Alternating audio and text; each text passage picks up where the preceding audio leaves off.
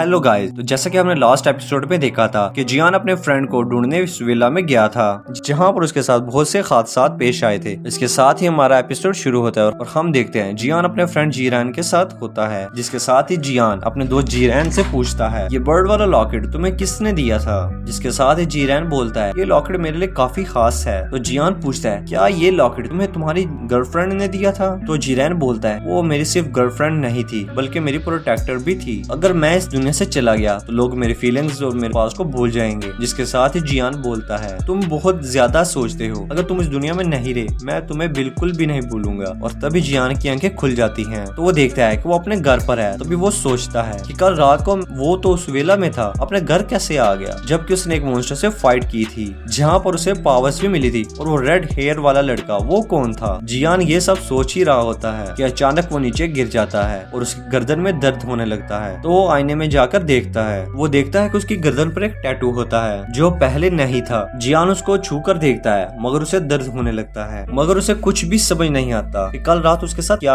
हुआ। जिसके साथ ही जियान अपने टीवी को ऑन करता है क्योंकि कल रात का एक्सीडेंट बहुत ही बड़ा था, क्योंकि वो टीवी पर जरूर आएगा। जैसे ही वो टीवी ऑन करता है तो उस टीवी पर न्यूज आ रही होती है कि इन्वेस्टिगेशन के दौरान एक विला में एक सीक्रेट रूम मिला है, वहाँ पर एक ऑफिसर्स मिले हैं जो कि मेंटली ठीक नहीं है। तो मीडिया वाले इन्वेस्टिगेटर से पूछते हैं वहाँ और क्या क्या मिला। तो लोग साफ साफ मना कर देते हैं कि ऐसा कुछ भी नहीं। तो जियान को समझ आ जाती है कि उन्हें कल रात की कोई भी चीज नहीं मिली और ना ही वो बर्ड मिला जो कि बहुत बड़ा था। इसके साथ ही जियान उस बर्ड के बारे में अपने फोन में सर्च करने लगता है तो उसको पता चलता है कि उस बर्ड को पहले भी देखा जा चुका है और सोचने लगता है कि हर बर्ड बुरी नहीं होती। तभी जियान को अपने एक दोस्त की कॉल आ जाती है जिसका नाम विंग ताओ होता है। जियान उसकी कॉल पिक करता है और विंग से पूछता है तुम्हारा इंटरव्यू कैसा रहा, क्या तुम पास हो गए। तो रिंग उसे बताता है कि हाँ मैं पास हो गया हूँ और आज रात हमारी पार्टी भी है, क्या तुम आओगे। तो जियान उसे बोलता है मैं नहीं आ सका, मैं बहुत ज्यादा बिजी हूँ। तो रिंग बोलता है अगर तुम्हें कोई जॉब चाहिए तो मैं तुम्हें अपनी कंपनी में दिलवा सकता हूँ। तो जियान उसे कहता है मुझे भी जॉब की बिल्कुल जरूरत नहीं। तो रिंग उससे पूछता है क्या तुम किसी परेशानी में हो। तो जियान उसे बताता है तुम्हारे जाने के बाद यहाँ बहुत कुछ बदल गया है, जैसा मेरे रूममेट जीरैन का महीनों से पता नहीं। ये सुनकर रिंग बोलता है तुम्हारा तो ऐसा कोई दोस्त ही नहीं है। तो जियान बोलता है उसका एक रूममेट था। जिसके साथ ही जियान उसका रूम देखता है मगर वो रूम खाली होता है, जैसे वहाँ पर कोई रहता ही ना हो। जिसके साथ ही जियान अपने फोन में जीरैन का नंबर सर्च करता है बट फोन में जीरैन का कोई नंबर ही नहीं होता। तो जियान बार मैनेजर के पास जाता है क्या रूम नंबर 26 और 27 में जीरैन नाम का कोई रहता था। तो मैनेजर इसे बताता है मुझे ये नहीं पता आखिर तुमने वो 2 रूम क्यों लिए थे, इस नाम का तुम्हारे साथ कोई भी नहीं रहता था। ये सुनकर जियान बहुत परेशान हो जाता है और अपनी आंटी को कॉल करता है। तो उसकी आंटी भी उसे वही बताती है कि तुम्हारा जीरैन नाम का कोई दोस्त ही नहीं था। जिसके साथ ही जियान अपने रूम में आ जाता है। इसके साथ ही उसके टैटू में दर्द होने लगता है और वो नीचे गिर जाता है। तभी उसके कपड़े में से उसके फ्रेंड के लॉकेट का एक पीस निकलता है। उसको पता चल जाता है कि उसका फ्रेंड जीरैन था और अब उसको सब भूल चुके हैं, शायद कल हुए एक्सीडेंट से। तभी जियान के फोन पर एक मैसेज आता है कि शैडो गेम केस पर इन्वेस्टिगेशन कर रहे ऑफिसर की एक रिसर्च पर मौत हो गई है। ये देखकर जियान समझ जाता है कि शैडो गेम अभी तक खत्म नहीं हुआ। तभी जियान उन ऑफिसर्स की वीडियो लेने के लिए एक कंपनी में जाने का डिसाइड करता है ताकि वो लोगों को प्रूफ दिखा सके कि जीरैन की तरह उसे भी भूल न जाए। जिसके साथ ही हमें यूजी कंपनी का सीन दिखाया जाता है जहाँ पर सिक्योरिटी गार्ड नजर रखते रखते थक जाता है, मगर जियान इसका फायदा उठाकर सारी सिक्योरिटी कैमरा हैक कर लेता है और इसके पास अपने काम को करने के लिए सिर्फ 12 मिनट होते हैं। इसके साथ ही जियान वहाँ के डाटाबेस से सारी सीसीटीवी फुटेज कॉपी करने लगता है क्योंकि जियान को लगता है ऑफिसर्स के डेथ के साथ शैडो गेम का कोई ना कोई कनेक्शन जरूर है। इसके साथ ही जियान सबसे पहले छत की रिकॉर्डिंग को चेक करता है। वो देखता है कि वहाँ एक बंदा है जो किसी से डर रहा है। तो जियान को लगता है कि इसने भी शैडो गेम के मैसेज को फॉलो नहीं किया होगा, इसीलिए ये इतना डरा हुआ है। और जैसे ही जियान उस बंदे की तरफ फोकस करता है तो इसे पता चलता है ये तो उस इन्वेस्टिगेशन ऑफिसर का सिक्योरिटी गार्ड है। तभी वीडियो में ग्लिच आ जाता है। इसके बाद वो गार्ड वहाँ से गायब हो जाता है। तो जियान उस ग्लिच को ठीक करने की कोशिश करता है क्योंकि अभी उसके पास टाइम बचा होता है और फिर वो उस ग्लिच को ठीक कर देता है और फिर वो उस रिकॉर्डिंग को दोबारा से देखता है। इसके साथ ही वो देखता है कि गार्ड के सामने एक लड़की खड़ी होती है जिससे वो गार्ड डर रहा होता है। तभी लड़की अपनी पावर से उस गार्ड को मार देती है। फिर वो लड़की सीसीटीवी कैमरा की तरफ देखती है। ये वही लड़की होती है जो लास्ट टाइम जियान ने बेहोश होते वक्त देखी थी। अब जियान के पास टाइम कम होता है। इसके साथ ही वो अपना लैपटॉप बंद करता है और दरवाजे की तरफ जाने लगता है। इसके साथ ही उसे किसी की आवाज आने लगती है जैसे कोई उस रूम की तरफ आ रहा हो। तो जियान उस विंडो में से देखता है वहाँ वही डरावनी लड़की खड़ी खड़ी होती है जो सीसीटीवी कैमरा में थी। जियान उसे डर तो जाता है मगर उस पावर के बारे में सोचने लगता है जो पावर उसे केविन ने दी थी। तभी वो लड़की जियान को देख लेती है और दरवाजे को तोड़कर अंदर आ जाती है। तो जियान वहाँ से भागने लगता है और छुप जाता है और अगले ही पल उसके सामने आ जाता है और कहता है शायद तुम मुझे ही ढूंढ रही थी, मैं तुम्हारे सामने हूँ, जो करना है कर लो। जिसके साथ वो लड़की जियान पर अटैक कर देती है। तो जियान उसका ध्यान भटकाने के लिए उसकी तरफ अपने एक डिवाइस फेंकता है जिसके साथ ही वहाँ पर एक ब्लास्ट होता है और सारी मशीन उस लड़के पर गिर जाती हैं और जियान वहाँ से भागने लगता है क्योंकि उसके पास वहाँ से बाहर निकलने के लिए सिर्फ 45 सेकंड ही बचे होते हैं। तभी जियान के उसी टैटू में दर्द होने लगता है और जियान कैसे भी यहाँ से बाहर निकलने की कोशिश करता है। तभी वो लड़की पीछे से जियान पर अटैक कर देती है और तभी टाइम खत्म हो जाता है और सिक्योरिटी अलार्म एक्टिवेट हो जाता है और गार्ड को पता चल जाता है कि कोई कंपनी में घुसा है। और फिर वो लड़की जियान के टैटू को देखकर उससे दूर चली जाती है। जिसके साथ जियान बाहर जाने के लिए उस खिड़की को तोड़ने की कोशिश करता है। तभी उसका टैटू चमकने लगता है और उसकी पावर एक्टिवेट हो जाती है और उन सलाखों को मोड़कर उनके बीच में से गुजर जाता है, जिससे देखकर सब के सब गार्ड वापस चले जाते हैं। जिसके साथ उस कंपनी के एक कोने में से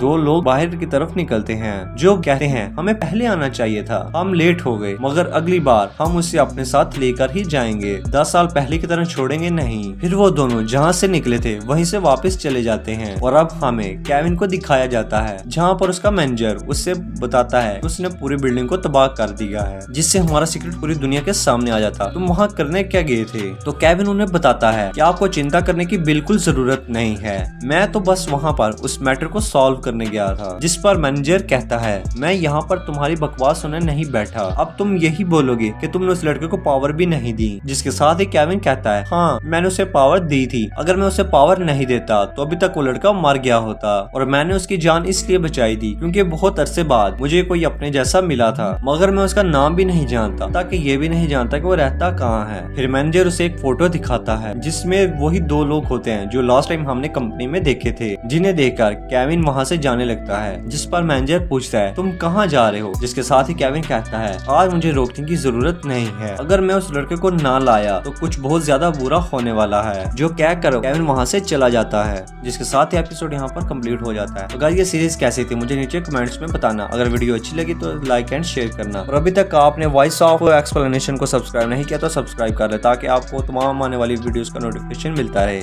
मैं मिलता हूँ आप सबसे नेक्स्ट वीडियो में, तब तक अपना और अपने प्यारों का ख्याल रखियो।